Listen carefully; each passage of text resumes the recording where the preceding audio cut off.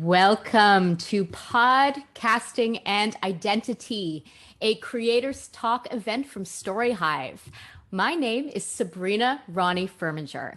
I am your host for this conversation, and I am humbled to speak with you from the unceded and traditional territories of the Squamish, Tsleil-Waututh, and Musqueam First Nations. Before I introduce you to our panelists, let me tell you a little bit about myself. I host and executive produce the YVR Screen Scene podcast, a twice weekly podcast that features in-depth conversations with the actors, filmmakers, and other talented artists who power the Vancouver film and television industry. Tomorrow, I will release my 181st hour-long episode of the podcast. I was nominated for a 2021 Leo Award for the virtual red carpet special I hosted and produced for UBCP ACTRA last November. And earlier this summer, I released Real Talk About Race in BC Film, a 3-part YouTube series about efforts to dismantle white supremacy in Hollywood North. I haven't confirmed this part with StoryHive, but I imagine that they invited me to host this panel because I live at the intersection of podcasting and identity. Both are central to my work. And in fact, I have found podcasting to be an effective and exciting tool to move important conversations forward, especially those related to identity, community, sense of place, and sense of self. I am so stoked to further explore these ideas today with our dynamic and wildly talented, yes, wildly talented participants.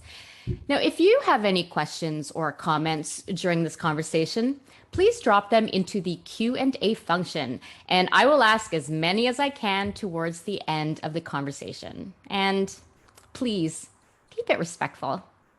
And now, without further ado, I don't know how to say it, but without any further intro, I introduce you to the humans behind 2 forthcoming and soon to be beloved podcasts, both funded through StoryHive's inaugural podcast edition.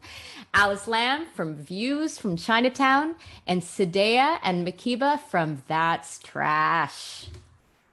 Alice, let's start with you. Please tell us what Views from Chinatown is all about.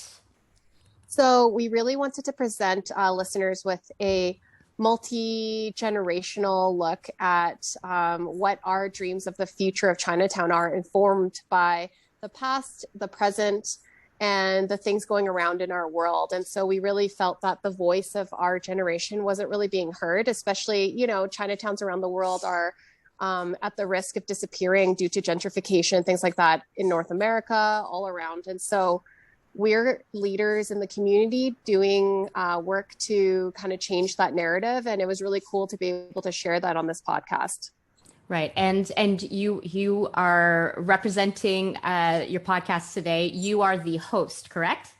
Yes, I'm the host. Yeah. And I'm a volunteer with an organization called I Love YYC Chinatown. And so what we do is we host historic Chinatown tours to inform Calgarians, tourists about the amazing history of our Chinatown in Calgary. That's great. So if you're in Calgary, check that out. Yeah. Okay. So Sideah and Mahkeebah, please introduce us to That's Trash. Yeah. That's Trash kind of began as a bit of a joke.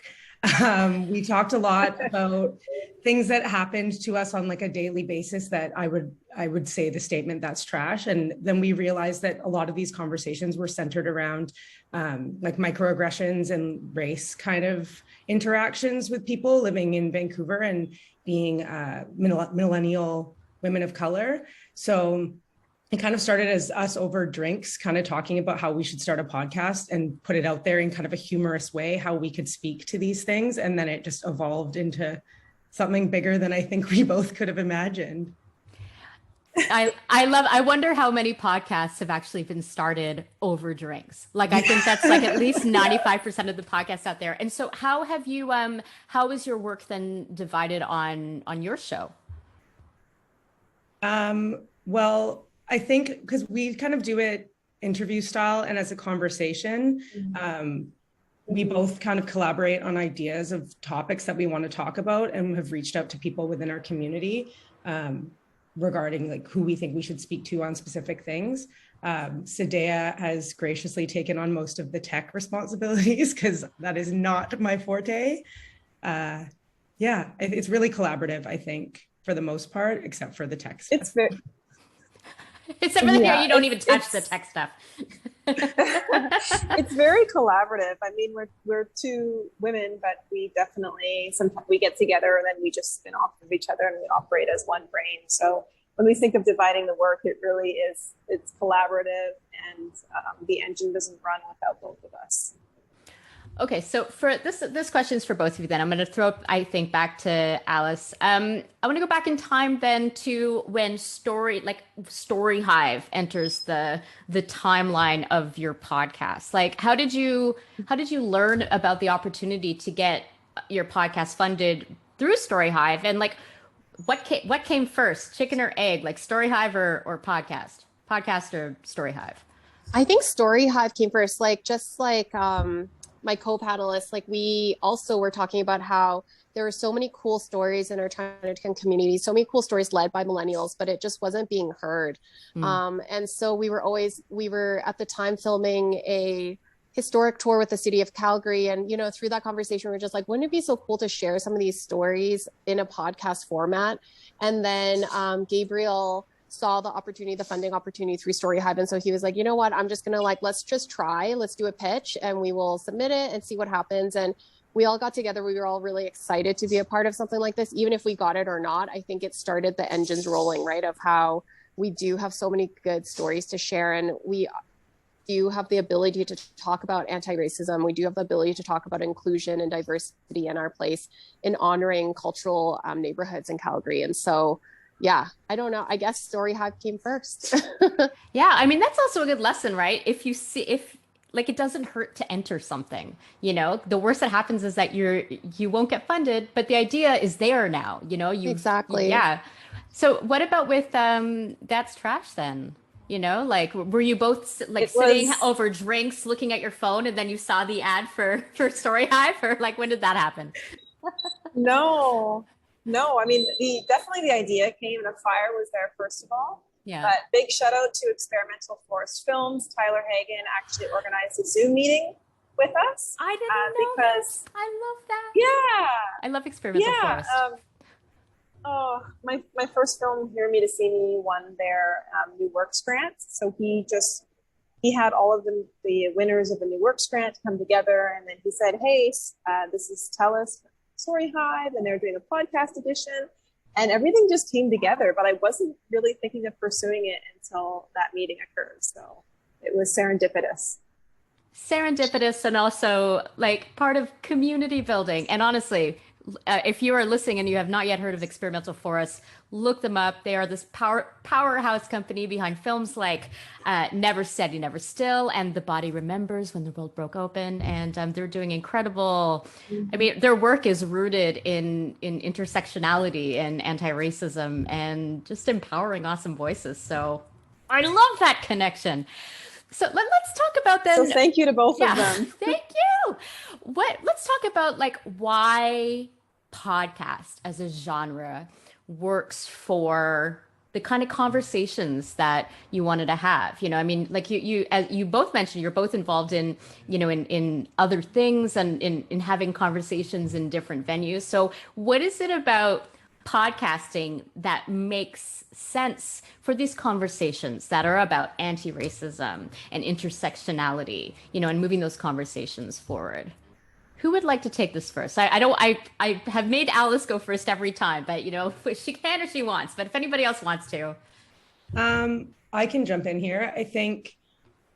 I know myself, I listen to a lot of different podcasts that are, whether they're teaching me something or making me laugh or whatever. I feel like it makes this space that's really welcoming to a conversation without the kind of intensity that's associated with having a camera in your face, or maybe the one-on-one face-to-face conversation.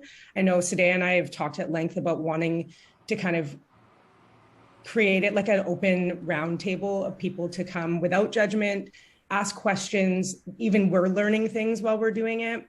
So it was kind of more of feeling like it was more of a safe space. And I can speak for myself. I'm very, very awkward with a camera on my face. So, or even like in person, sometimes these are tricky kind of things to navigate. So I think that's what kind of the anonymity of it a little bit, not that it is anonymous anymore, but that kind of helped to drive these conversations, especially with some of the people we've spoken to. They feel way more comfortable with just us and a microphone. Yeah. What about for you, Alice? I mean, you were having these conversations, in Calgary, in Chinatown, among different groups and in different ways. Like, why podcasting? Like, how does this help? How does your podcast rise to meet the conversation and meet the needs? I think for us, it's just way more accessible. Like for creatives, for younger creatives, I know a lot of people who don't have a lot of experience. Like podcasting is a really easy way to get your foot in the door and to get awareness building on whatever topic it is, whether it's educational, whether it's humor, whatever. It was also something that all of us listen to, just like we were saying earlier, it's just a format that like podcasts are growing every day, right? Like there's more and more listeners. I think I saw a stat that says Korea has the most podcast listeners in the world, right? Like it's pretty crazy to me when you think about, Apple Podcasts and things like that. I think the cost to entry is a lot lower. And I do agree that it can be more intimate conversations, but also more real conversations that you may not be able to have on traditional media, just based on whatever regulations, sponsors, like things, like I feel like we get to just be ourselves and we own the content and we get to do it our way. Yeah. I want to talk about, this is based on something that Mahkeebah said that was about you learned a lot. You learned a lot doing that. What were some of the, sorry, I'm having a delivery right now. I'm sorry, I'm on a call. What were some of the lessons that you learned, about, not necessarily about podcasting, although I do know that there are a lot of lessons, around podcasting to learn, but specifically about having the kind of conversations that that you have in your podcast. Like what did you learn, about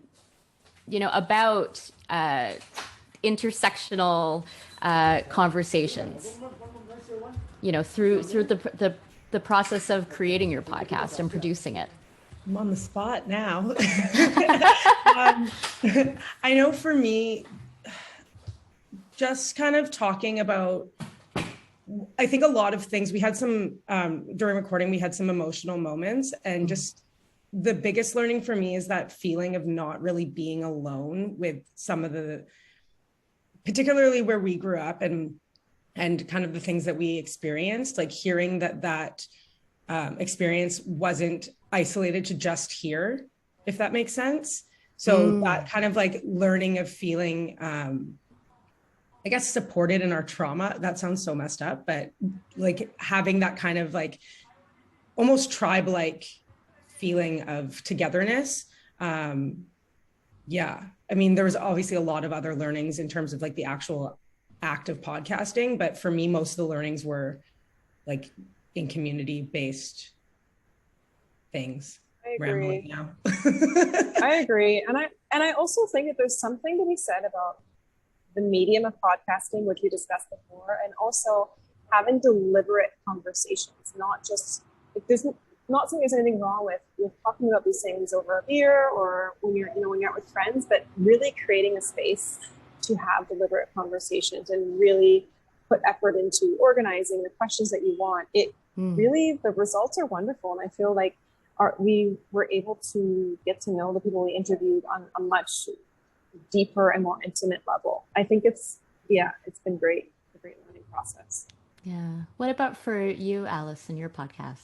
Yeah, I think for us, what made our podcasts, what made the conversations really fruitful and really strong was that we really tried to educate all the different guests that we had on the history of China. Like for us, it's really about anti-racism in Chinatown. The problem that we're facing in our city is that people just seem to think that it's not worth protecting anymore, or, development happens, too bad, right? Without taking into consideration the 100+ years of work that pioneers who were not given jobs, who were, had hate crimes against, like, built this community, and they're adamantly saying that we don't want this type of gentrification to happen.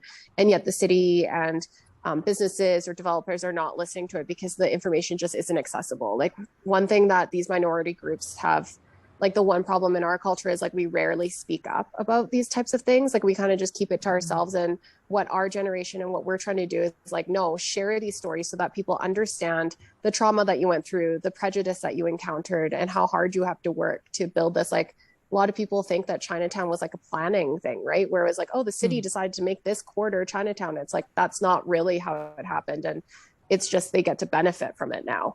But I found that by having everybody on the same page in terms of understanding intersectionality, understanding, like, how like capitalism, how all this stuff led to people, the pioneers from China coming into here and developing this community, why it was a bachelor community for so long.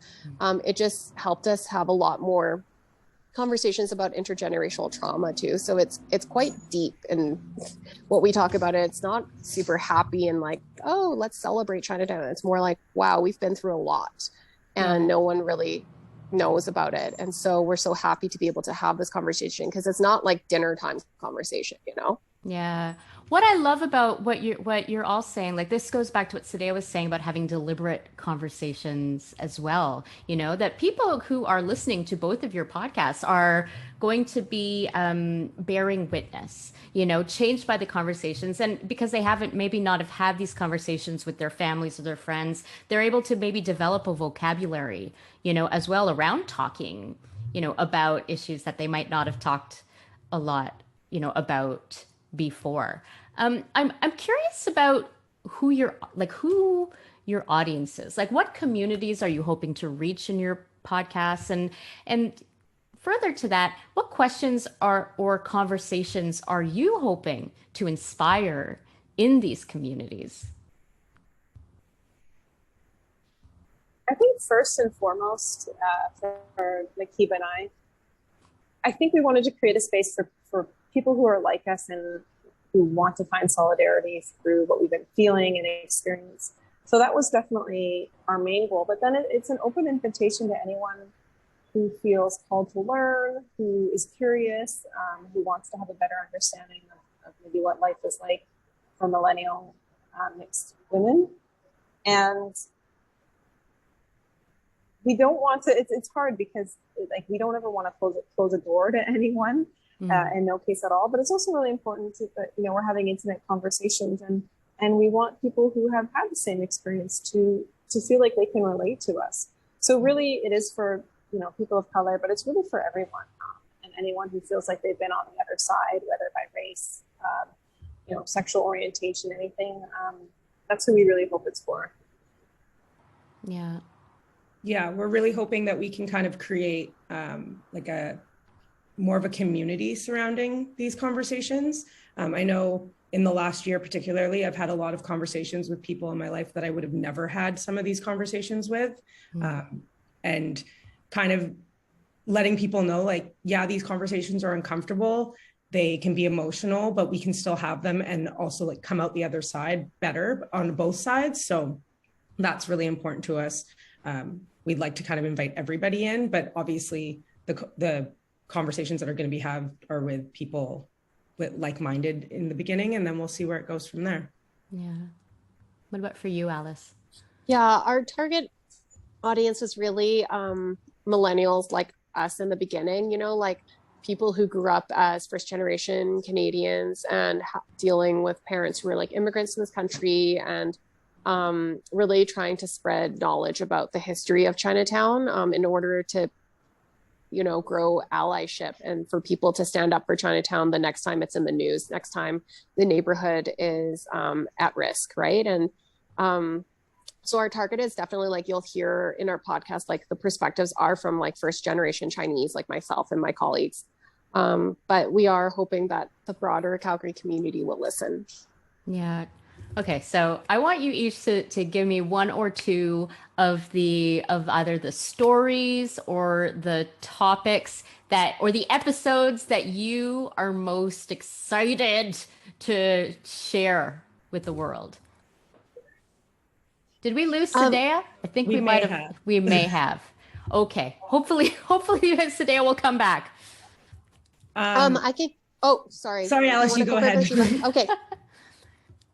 For me, it was probably the episode with the owners of Paper Lantern, which is a new Vietnamese cocktail bar that opened in Chinatown, because for a long time we haven't had new businesses come into Chinatown, especially with millennial owners. Sorry, I'm choking a little bit. No choking. What's happening? Sideah's left. You're choking. You've got to calm this down. It's like one of those things where you like swallow weird. Anyways, that one was really good because her parents came to Canada as refugees from Vietnam. They lived in Chinatown for the first few years of their life and then moved on, like grew up, you know, kind of model minority thing, like got a job, got a house in the suburbs.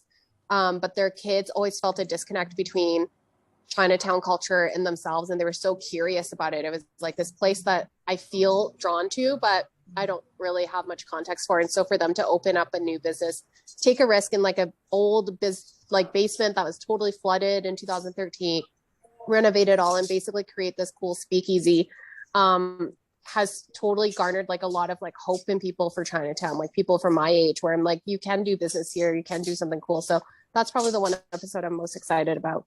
If I ever get to Calgary again, that sounds like a place to go. And also where Mahkeebah and Sideah can go to talk about more ideas for their podcast. I'm going to keep coming back to that. I am going to keep coming back to that because, as I say, personally, I get so many ideas for episodes from sitting and just talking with my people over beverages. What about for you, Mahkeebah? What are some of the episodes or topics or stories that you are so excited to share with the world? Well, I'm really excited about all 3 episodes that we've recorded for StoryHive so far. We have one that we talk all about hair. We have one that we talk about being Black in the workplace and like this professionalism associated with that. Yeah. Or Black professionalism rather. And then we also have an episode called Where Are You From, where we speak to a dear friend of ours, Nada, and just talking about that question, the like never ending, like, oh, where are you really from kind of situation.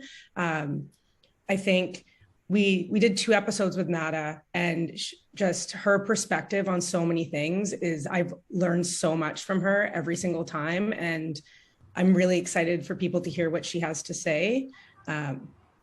Yeah, I don't want to divulge too much, but I feel like we had like really, really good, meaningful, impactful conversations with her that I walked away from just feeling like a whole new woman. So yeah, I'm excited about our conversations with her. It's amazing when that happens, right? And I will say, you did send me that episode. I got a preview of it. And what was so amazing is that now, like once it's released, to the world, I will have an episode that I can send to people when they wonder why the question, where are you from, is so problematic. You know, Yeah. is microaggression, or even not a microaggression, especially when it comes from a stranger who's like stopped you on the street. Because I get that a lot. Yeah. You know, so now I will, or in the future when you release it, I will have an episode of a podcast that I can send to somebody. So thank you for that public service. So I love talking about challenges and mountains that we've climbed and overcome. So let's start with you, Alice. Tell me about what are some of the challenges that you faced recording your podcasts, and more importantly, how did you overcome them? Oh my God, scheduling was probably our biggest hurdle. I think that's for everyone, especially this year.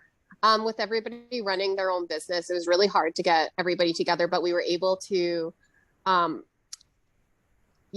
tackle a date and we got it done.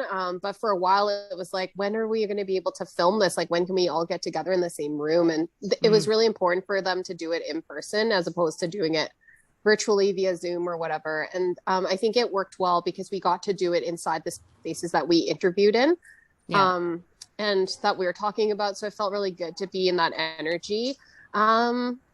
I think another challenge was really coming up with like, there's so many stories that we could tell, right? And it's really narrowing it down to what would be attractive towards the audience, like what is something that would get us more interest for the future to do like more episodes, you know. And so that, you know, I wish Gabriel was here because I'm sure him and his partner could have really talked more about the ideation of all of it and the challenges in terms of writing the script and the pitch and things like that. But otherwise, people in the community were generally like super supportive and super excited for this, you know, to kind of put Chinatown on the map.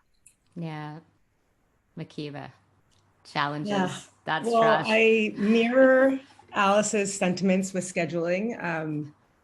In a COVID year and being in school and all the challenges that were associated with that was difficult, more difficult than I think we anticipated.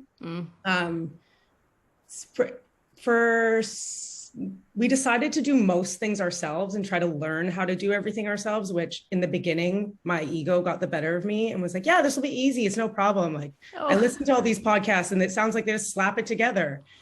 I was wrong.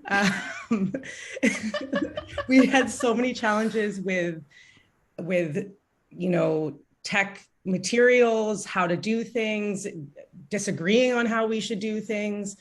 We did end up outsourcing some help eventually, but yeah, I would say that was by far the hardest thing. I have so much respect for people who've been doing this for so long that didn't have the support of StoryHive with all the like learnings and workshops we did, because I was very green, very, very, very green. Yeah. Okay. So thank you for sharing that. Which leads me to very nicely into my next question, which is about advice. Like you've done it. You have recorded your podcast. They will be out there, TBD, ASAP. Now that you have done it, what advice do you have for aspiring storytellers or podcasters? Or another way of putting that is, if you could go back in time to the beginning of your journey, what advice would you give yourself? You know, if you go back in time a few months, what would you say? The first thing I would say is do some research first on like the actual act of podcasting. There's a lot of information out there on the internet, on YouTube, Adobe programs, all that kind of stuff. But I think the kind of North Star for me and Sideah the whole time was to not lose sight of our objective and what we were working towards. With all the information that we were being bombarded with, it was sometimes easy to kind of get caught up in other details that didn't really matter to us as much. So kind of like regrouping and being, okay, this is our objective, this is what we're working towards, and staying true to that was the most important thing, which we were really, really good at keeping consistent with. So that would be, don't forget your purpose when you're doing this type of thing.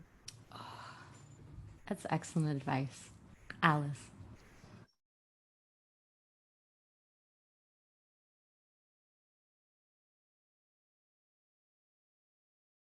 All of us with zero podcast experience, we obviously listen to podcasts, and it can sometimes be a challenge to not want to emulate other hosts out there but I'm not a professional actor or host or anything like that. So I was just really going off of my desire to really help my friends that I'm basically interviewing show the best version of themselves and share the story that they want to share. And so one thing that we did was also spend a lot of time like understanding their stories for each of the guests that we had on this show, so that, you know, it wasn't like a Q&A where it was like, I'm just getting to know you kind of interview format. It was really about like, hey, I know this about your family or like your history. Do you want to elaborate on it? And so it was more holistic, I would say. And I think that made the conversations feel less, I don't know, machine generated or something, you know. It seemed more lively and more authentic. And so and also we talked about really heavy issues, so balancing like the heaviness of some of the topics with some lightheartedness and making it more casual so that it wasn't so doom and gloom, but also full of hope and light. So yeah. Yes, because we all contain multitudes, right? You know, we contain our trauma, and we also contain joy in the face of that trauma. It's important to have both. Okay, so you were both funded through StoryHive Podcast Edition. that budget is finite. Do you have plans to keep your podcast going, after that? And if so, like, what kind of conversations are you interested in having as you move forward into the future? I don't know why I did that accent, but you know what I'm saying. Coffee's kicked in. Oh no. I could start. I know that's something that we really want to try to do is further episodes featuring older members of the community. So we kind of did the millennial, like future, young generation, but there's also a lot of older folks in their 60s to their 80s, even, who are super active in our community, who has a huge history of activism. And their stories are so unique and not, cataloged anywhere. And we would love to be able to capture those, because these were the people who have fought to keep our community alive. So that's probably what's next, is that we now know how to do it. We would love to have more in-depth conversations with the voices that are rarely captured. Oh, I am subscribing as soon as I am able. That sounds amazing.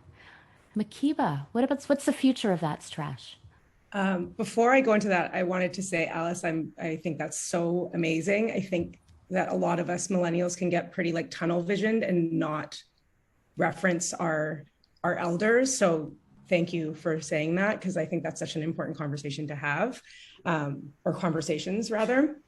I think for us, definitely, because we were so insistent on trying to learn and do everything ourselves, like we are completely set up to continue forward. And we really believe that these conversations don't really ever end. And there's always going to be a new topic, a new challenge, a new way to kind of bring people in. So I'm very fast and loose with planning the scripts for these. Today is the more organized with that, but we've got a ton of ideas. She's been off working on another project and is coming back with a ton of things to talk about. So we are really excited to be back together and hopefully in the same space and going forward with having these conversations be ongoing and not just stopped at this point.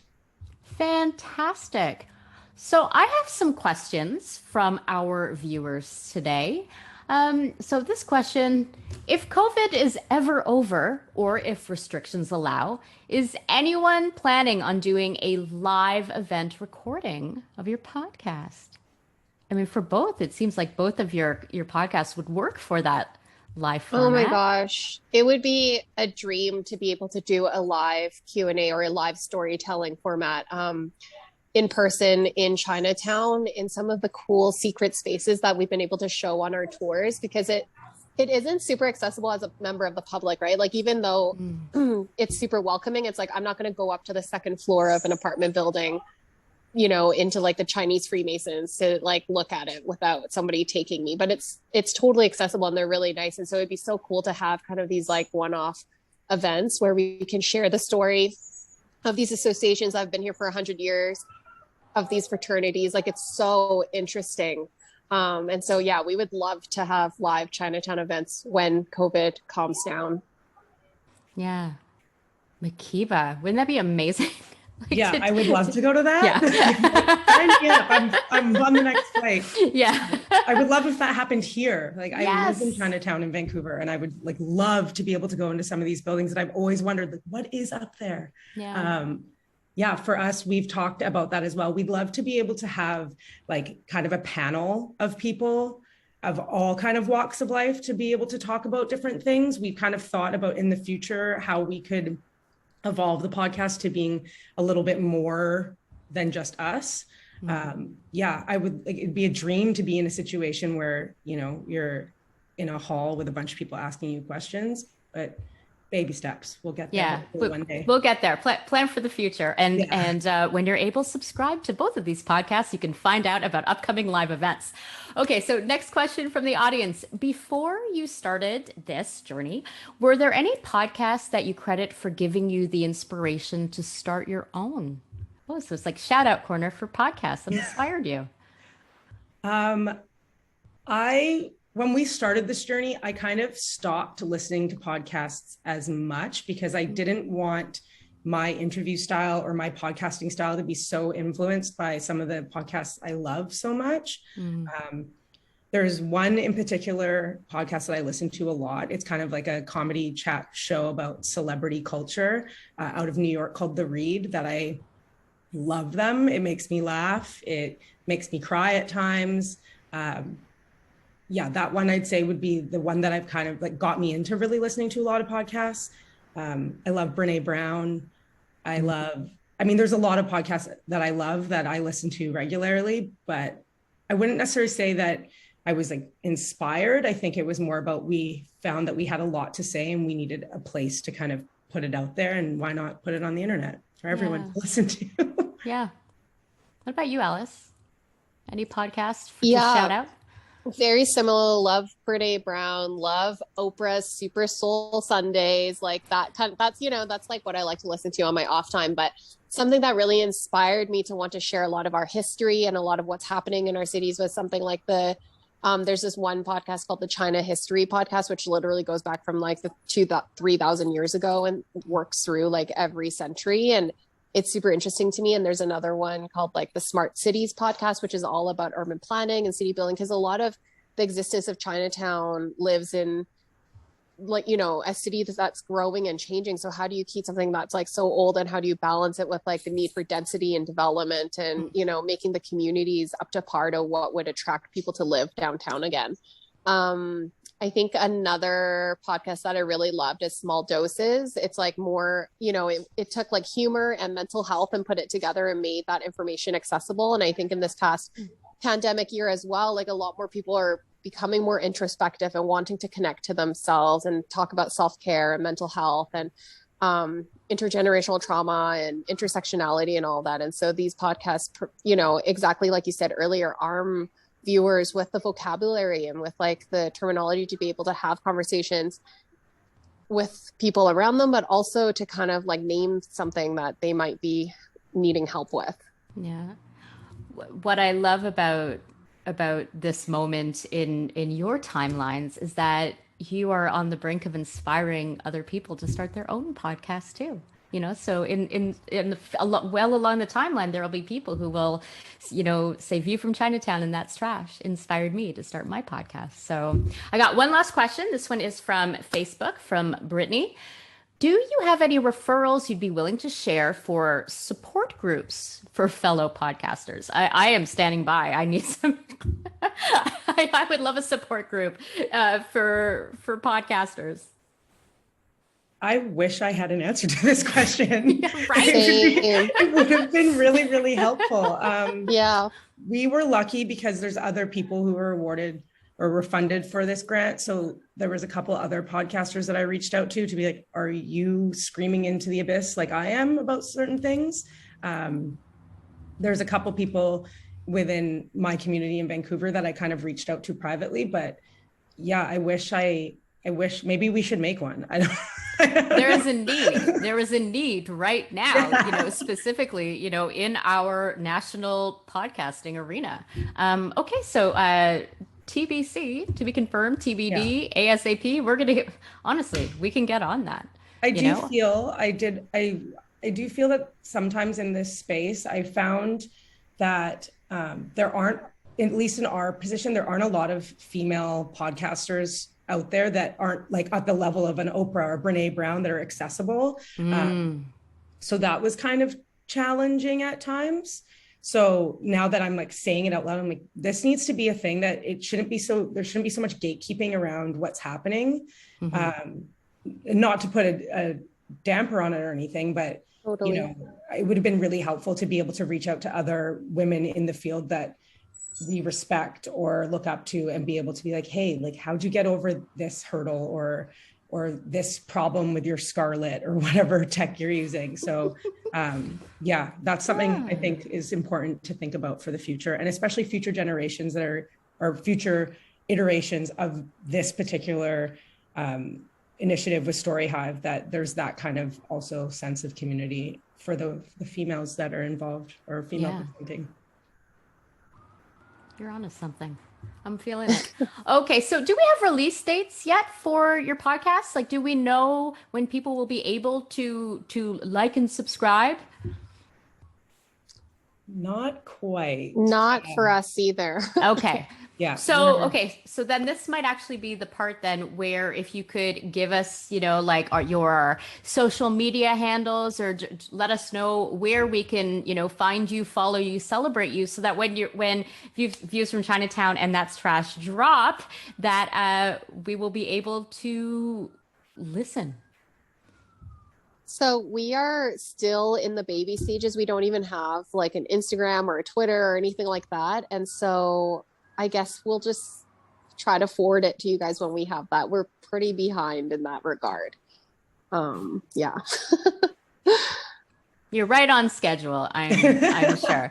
Yeah, and I mean StoryHive as well, at StoryHive is a wonderful social media account to follow as well. And knowing StoryHive like I know StoryHive, they will be shouting about your podcast from all of their various social media rooftops. So that is definitely a handle to follow as well. What about for you, Mahkeebah? We created an Instagram account. It's very bare, as in it has nothing on it yet, which is _ that's trash, one word, at Instagram, whatever. And then we're working on our website and kind of deciding what platforms we're going to release on. We're just really looking forward to when things go live with StoryHive and with TELUS, and then we can kind of get the ball rolling from there. So yeah, just patiently anticipating our launch. Totally. Well, I'm impatient because I love subscribing to new podcasts and discovering new voices. Well, thank you both for being here today. Thank you to Sideah as well. It was wonderful to have her for as long as we did. I do know that there is a bit of an outage right now affecting technology, so it's possible that she got swept up in that. Thanks to everybody who joined us for this conversation today. As I say, please follow StoryHive on all the socials, and you can keep up to date on the podcast edition as well as all of the other incredible funding opportunities that StoryHive has to offer. And if you would like to watch this conversation again, you can catch it on TELUS Optik TV on demand and also on the StoryHive Instagram at StoryHive. I'm Sabrina Rani Furminger. You can follow me at Sabrina Armf and at YVR Screen Scene. And thank you very much. Have a great day. Thanks, Sabrina. Thank you.